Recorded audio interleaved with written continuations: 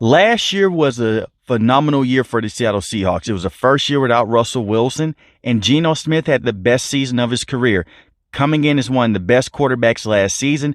And you look at the Seattle Seahawks team, they shocked the world. Not only did Geno Smith resurrect his NFL career, they also went out and made the playoffs, even though they did lose against the San Francisco 49ers in the first round. It was a great year for the Seahawks. But can they replicate that success, and can they be a Super Bowl contending team? In my opinion, they are.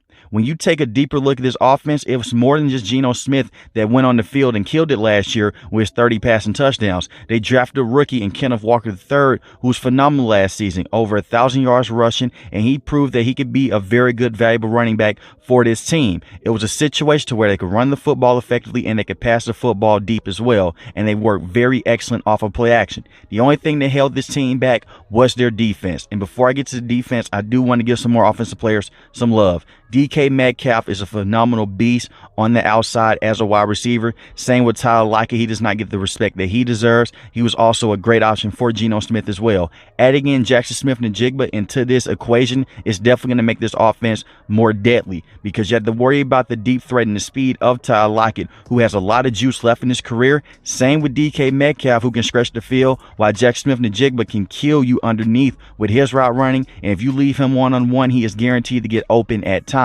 And you look at the running back core, not just Kenneth Walker III this time. You have Zach Charbonnet, another rookie that you've drafted in this year's class, coming from UCLA. He's a running back that's going to be a perfect counterfeit to what Kenneth Walker III is. Kenneth Walker III is more of an explosive running back, while Zach Charbonnet is explosive, but can also run you over as well and can take more carries on as the season goes on. It's going to keep both of these running backs fresh as they split carries, and it's going to make this offense more hard to guard and make defensive coordinators want to pull their hair out. Now you look at this offensive line. This is when the magic also is sued as well. Charles Cross was a phenomenal tackle last season in his rookie season.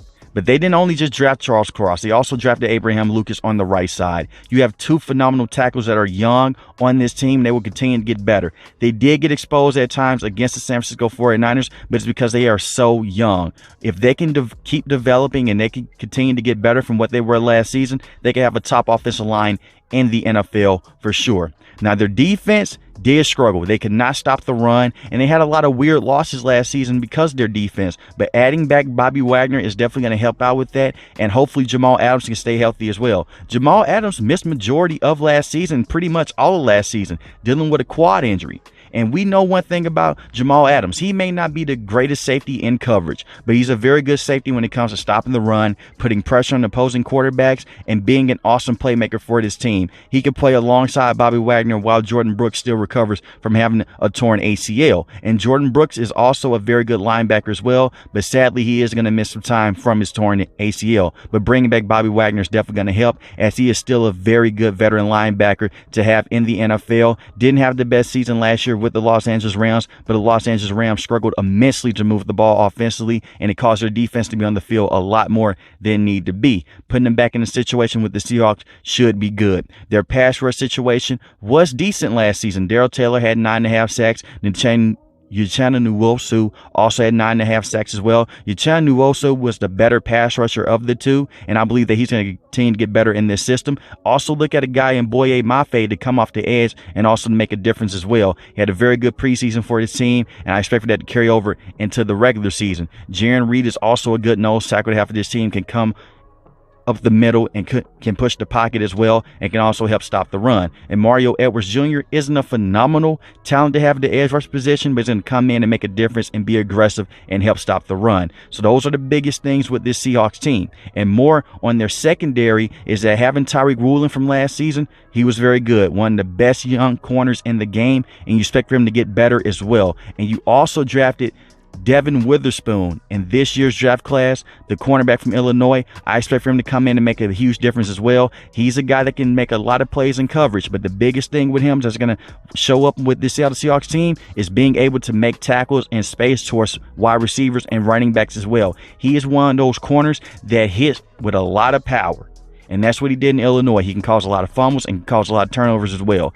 They just need this defense to be more in the playmaking department. If they could take the ball away and could put it back in Geno Smith in that offense's hand, this is going to be a team that's going to be held to beat. And do not sleep on the Seattle Seahawks to be in contention to win this division. I understand the San Francisco 49ers have a lot of great skill position players like Christian McCaffrey, like Deebo Samuel, like George Kittle. But is the quarterback that they have right now, Brock Purdy, is he legit the guy? And I do believe the Seattle Seahawks getting these guys some more reps, I could definitely see this team being in contention to win this division and definitely make a long-term